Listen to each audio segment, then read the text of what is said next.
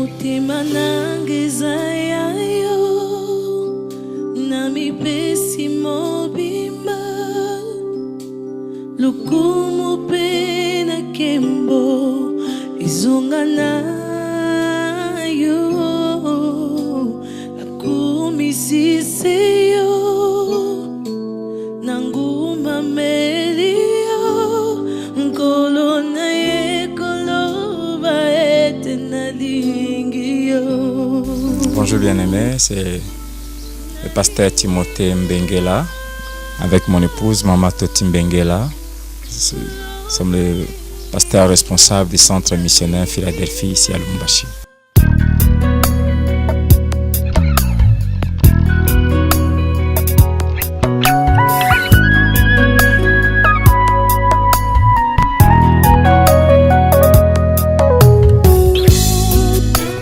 Comme le nom même de l'église l'indique, c'est centre missionnaire.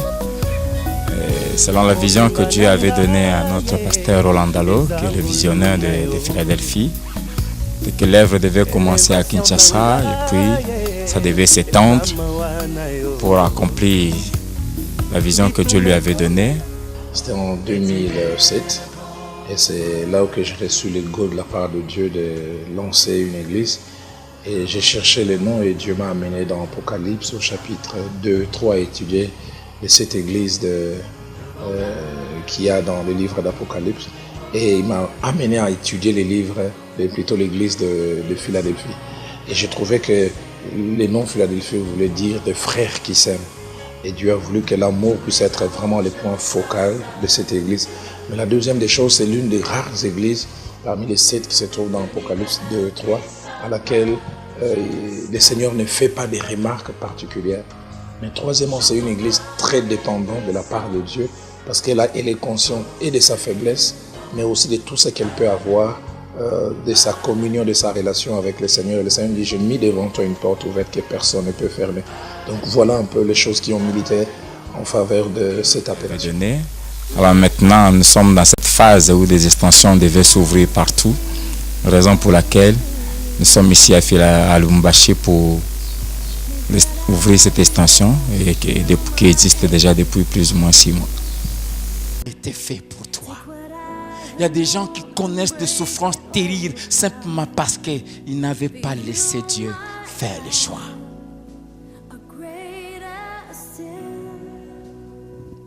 Alléluia. La bénédiction est liée à un lieu. Dieu a dit à son serviteur Élie. Nous sommes les esclaves du Seigneur et un esclave n'a ni volonté ni de choix à faire. Il fait ce que son maître lui dit. Et quand le maître nous a demandé de venir ici, nous n'avions pas de choix que de dire oui et d'accepter. Nous savons que notre bien-être, notre bonheur se trouve dans l'accomplissement de la volonté de celui qui est notre maître.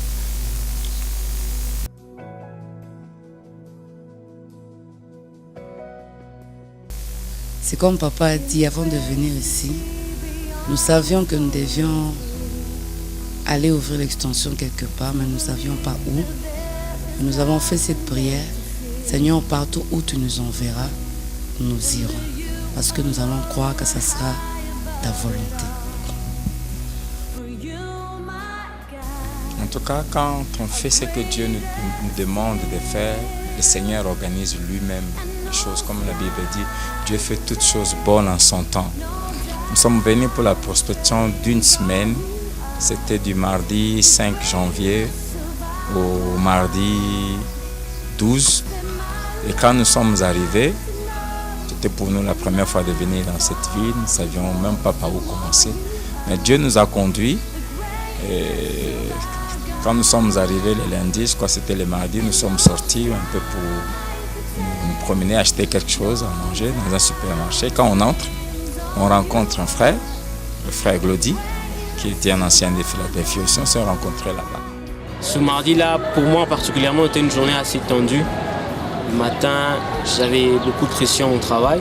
Alors je me suis dit que je sortais pour aller me chercher quelque chose à manger. Et avec beaucoup d'angoisse dans mon cœur, ce jour-là, j'entre dans le supermarché de Psaro.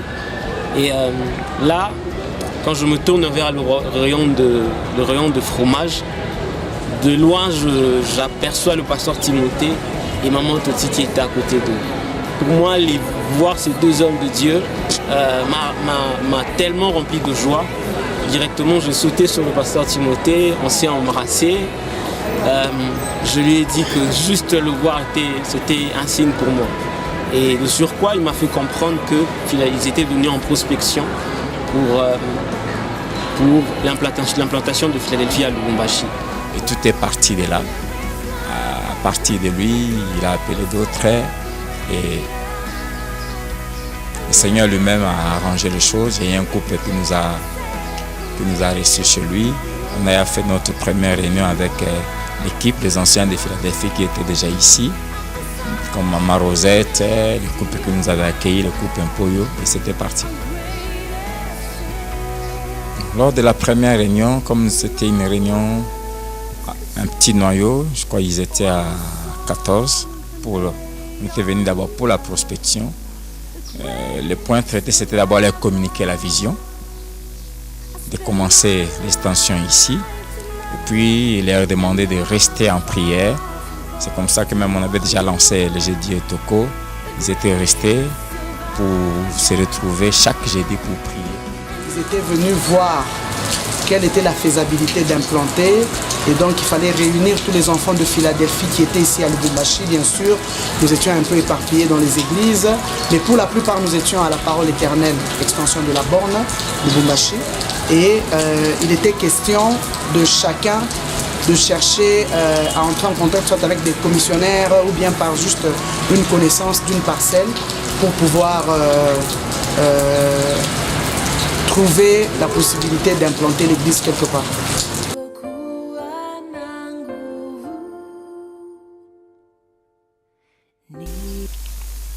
C'était des débuts merveilleux, bien que tout début a toujours été difficile.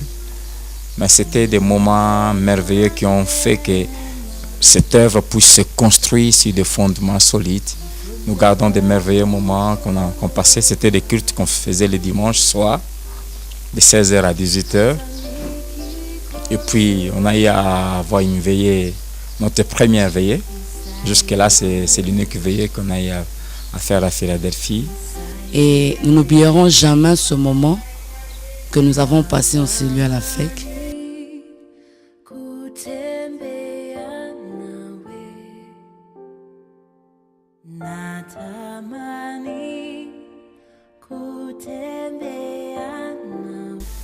Parce que lorsque nous sommes venus lors de la prospection, le Seigneur nous a parlé d'une manière claire de débuter avec la prière.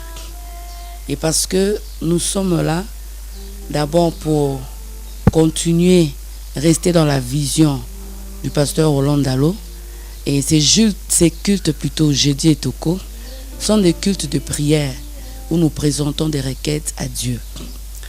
Pourquoi qui est Jésus? Ce thème aussi venait vraiment de la part de Dieu. C'est sur instruction divine parce que tout ce que nous faisons, c'est autour du nom de Jésus. Nous n'avons aucun pouvoir, aucune autorité. Tout repose sur lui. Et nous sommes venus dire au peuple katangais que Jésus seul est à mesure de tout résoudre et de tout faire.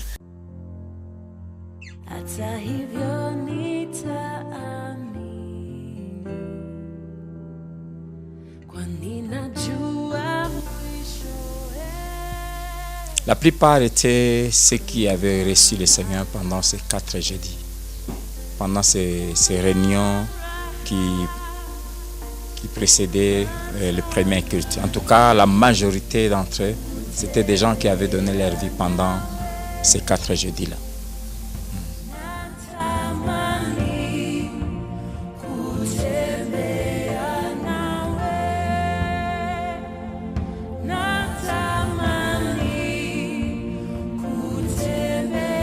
Premièrement, j'ai réalisé ma petitesse, mon inutilité en tant que personne. Je n'arrivais pas à comprendre pourquoi Dieu avait jeté son dévolu sur moi et ma famille. Le sens de responsabilité assez élevé, parce qu'on avait devant nous des gens, des hommes et des femmes, des chrétiens, que nous devions préparer pour la venue de Christ. Je prenais conscience que c'était une grande responsabilité. J'ai réalisé aussi que Dieu qui nous avait choisis serait lui-même la source de nos capacités. C'est beaucoup de choses qui passaient en tête, mais j'ai réalisé la responsabilité, mais aussi la grâce que Dieu nous avait faite d'être ses instruments, et rien que ça. Merci. Dans le centre missionnaire Philadelphie, à Lubumbashi, j'ai l'honneur avec mon épouse de vous présenter votre pasteur ainsi que son épouse. Est-ce que vous les acceptez?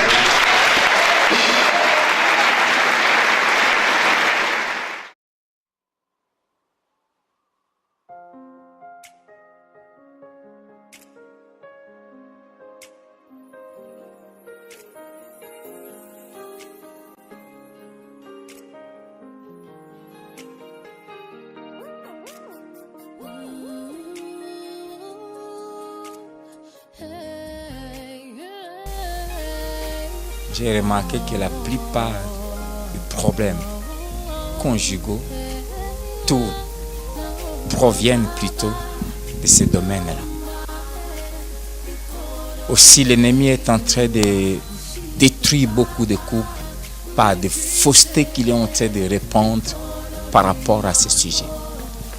Et une chose, une des grosses erreurs de l'Église aujourd'hui, c'est de ne pas dire ouvertement, prêcher ouvertement les choses dont la Bible parle clairement. C'est Dieu qui a créé la sexualité. Et la Bible de Genèse à Apocalypse, Dieu parle clairement de la sexualité. Et comme la Bible dit, mon peuple périt faute de connaissance. Nous voulons former des couples unis, des couples fidèles. Et parmi les choses qui favorisent la fidélité dans les couples, c'est une bonne sexualité vécue dans les couples selon les plans de Dieu. Et les couples ne peuvent pas vivre la sexualité selon les plans de Dieu s'ils ne connaissent pas ce que Dieu dit de la sexualité. Pourquoi Dieu l'a créé, pourquoi Dieu l'a placé dans nos corps. Donc, le but, c'est d'aider les couples à vivre cette bénédiction que Dieu nous a donnée, rien que pour le plaisir, bien qu'il y a tant d'autres raisons, la procréation, tout ça.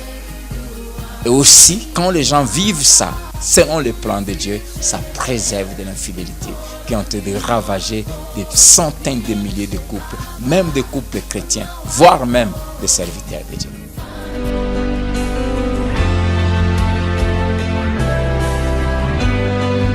Nous ne sommes pas messieurs, madame, tout le monde. Nous sommes de la race de Dieu. Et si nous sommes de la race de Dieu, nous sommes appelés à fonctionner dans le surnaturel. Tu vas aller au-delà de ce que ta famille te permet d'aller. Dieu est ta force. Dieu est ta capacité. Dieu est ton onction. Les 5 bénéfices de la crainte de Dieu. Les 5 bénéfices de la crainte de Dieu. 5 choses extraordinaires que nous gagnons.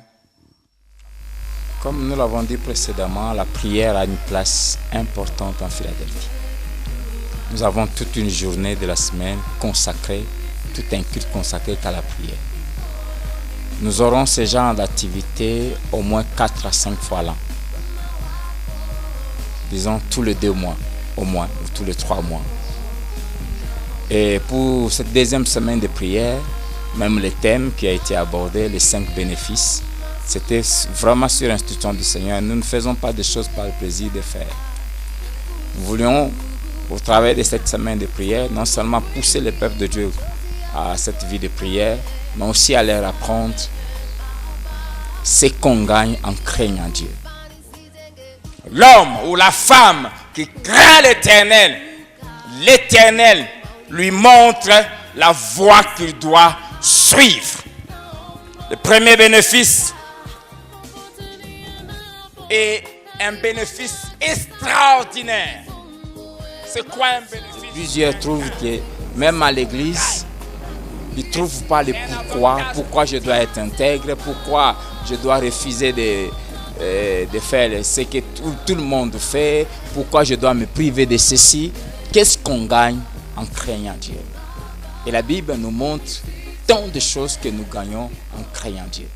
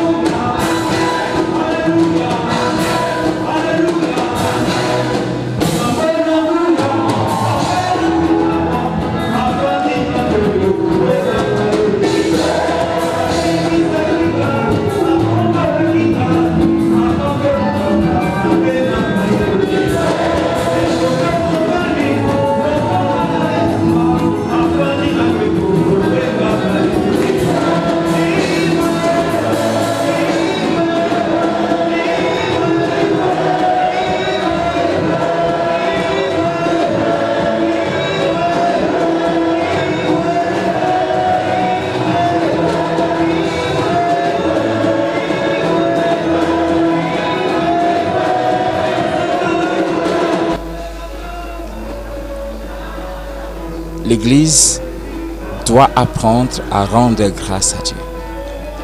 En fait, tous sentiment veut dire merci Seigneur. Et ce jour est consacré simplement à venir reconnaître les bienfaits de Dieu. Comme la Bible dit, mon âme bénit l'Éternel et n'oublie aucun de ses bienfaits de Dieu. Philadelphie, nous sommes issus de Dieu. Ce que nous sommes, c'est Dieu. Du début à la fin, depuis le mois de janvier, la phase préparatoire, depuis le 19 juin, le premier culte, tout ce que nous sommes en train de vivre, c'est l'œuvre de la grâce de Dieu.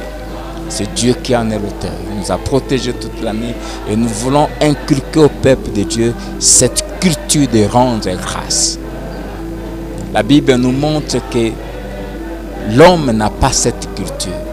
Jésus, en guérissant 10 lépreux, la Bible nous montre qu'un seul est revenu pour dire merci. Donc, 10% de la population humaine a cette culture de dire merci à Dieu. Et l'Église doit apprendre à être reconnaissante. Voilà le premier objectif, inculquer cette habitude-là au peuple de dire merci à Dieu. Et ce jour, nous venons non seulement dire merci à Dieu par nos paroles, nos cantiques, mais aussi lui dire merci à Dieu par nos biens. Donner des offrandes spéciales pour dire merci à Dieu. Et ce culte aussi a pour mission aussi de consacrer l'année prochaine, parce que l'offrande parle. Donner une mission à cette offrande d'action. Parce que si nous remercions Dieu, nous reconnaissons qu'il a agi cette année, cela pousse Dieu à agir aussi l'année prochaine, parce qu'il sait que décembre 2017, nous viendrons encore lui dire merci. Et Dieu aime les actions de grâce.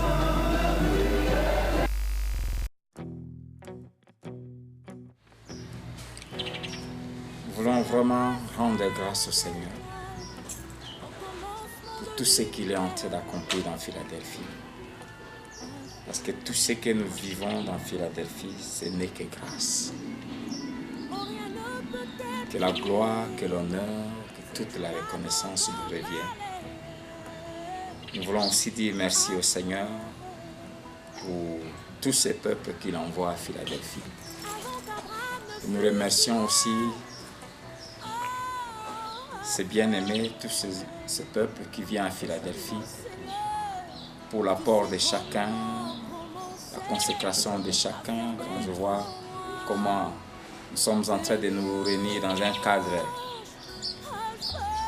qui n'est pas à nous, il faut mettre les histoires, il faut les enlever, Merci aux techniciens qui travaillent durement.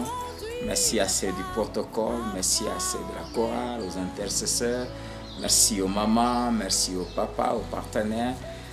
Que chacun trouve vraiment ici notre reconnaissance. Et nous prions que Dieu se souvienne de chacun dans ce qu'il est en train de faire. Que Dieu bénisse son église, que Dieu bénisse son peuple et que Dieu accomplisse envers Philadelphie tout ce qu'il a promis. Je prie Dieu qu'il nous garde fidèles jusqu'à son retour.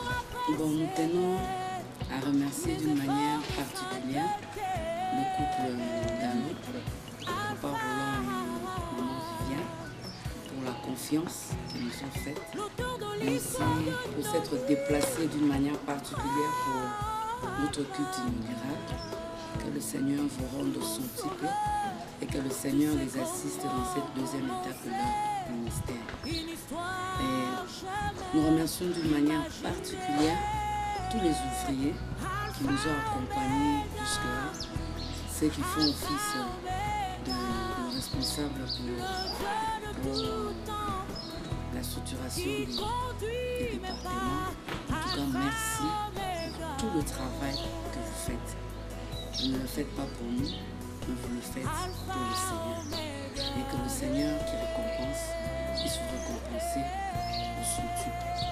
Je veux remercier spécialement aussi particulièrement nos enfants biologiques, Tim, Jess, Getty et Glory, qui ont consenti un grand sacrifice de se déconnecter un peu de la ville où ils sont nés, ils ont grandi, de leurs amis, de leur milieu.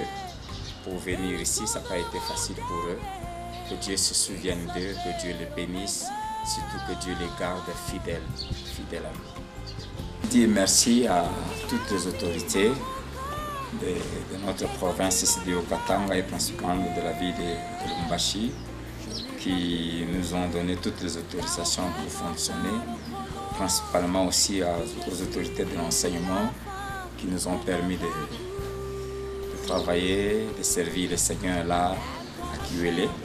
Que Dieu se souvienne d'elle et que Dieu les bénisse. Nous voulons aussi donner le programme de l'église. Nous nous réunissons tous les mercredis de 17h30 à 19h30 pour un culte d'études bibliques. Nous venons pour étudier la parole de Dieu. Aussi, tous les jeudis de 17h30 à 19h30 pour un culte spécial de prière qui est dénommé chez nous Jeudi et Toko, où nous venons sur les nattes, nous répondre nos cœurs devant le Seigneur. Et nous avons aussi les cultes le dimanche, tous les dimanches, de 8h à 10h. Nous sommes très ponctuels, nous commençons vraiment à 8h pile. Il y a aussi des réunions de femmes ou des mamans qui se tiennent tous les premiers et troisièmes vendredis du mois. Nous avons aussi tous les troisièmes dimanches du mois la réunion spéciale de couple de 15h à 17h. Il y a les réunions de la jeunesse qui se tiennent tous les samedis de 16h30 à 18h30. Et nous nous réunissons dans l'enceinte du complexe Kiwele, principalement dans l'entrée rouge.